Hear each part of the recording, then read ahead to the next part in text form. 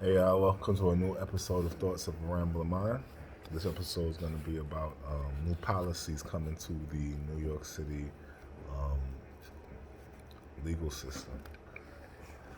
So, New York City legal system is enacting new policies between the federal government, local district attorneys, um, social services, parole boards, all the coordinating in order to enact this new policy. And what is the new policy? New policy is that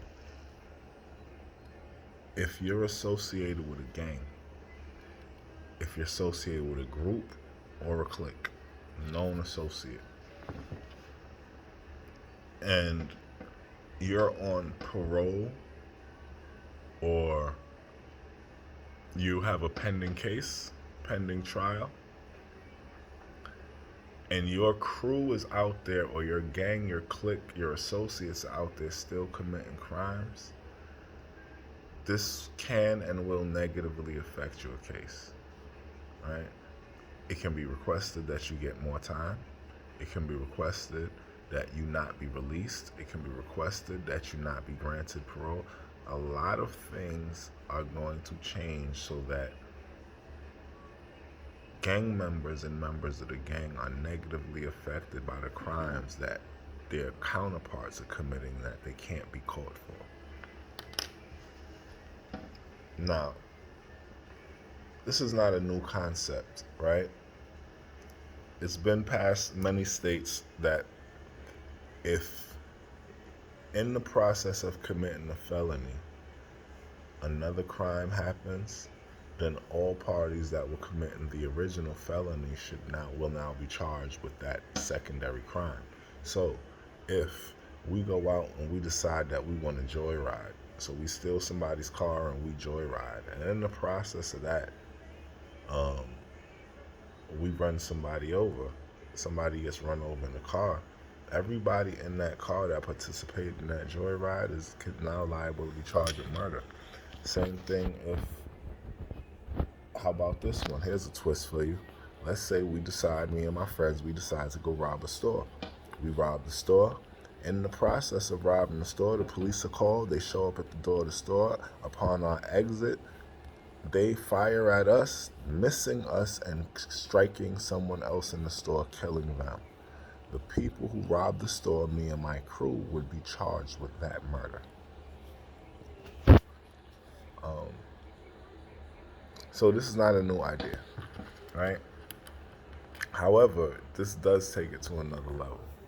We're talking about a person who's pending a trial, pending a case, someone who's sitting in the jail system where their whereabouts are known, where every conversation they're having with the outside world is known, right?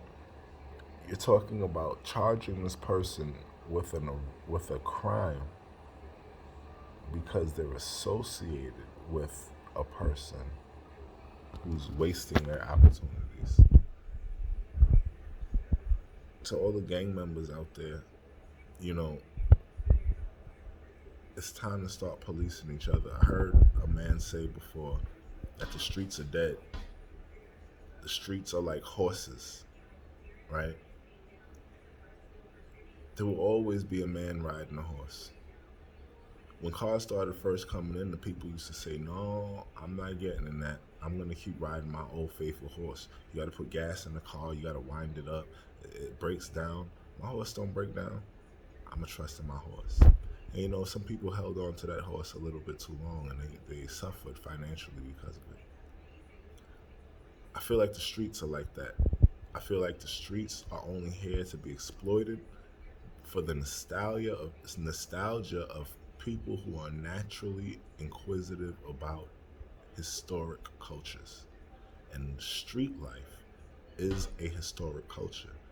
Um, I think we can possibly generate income off of touring that area, but that area does not belong to us, so we wouldn't be able to make that decision. We as black people, we need each other,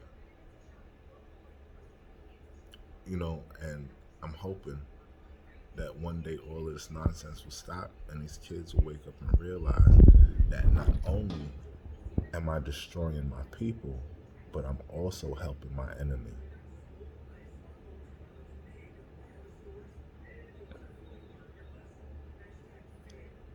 Anyway, I'm out. Thoughts of a rambling mind. Like, share, subscribe, comment.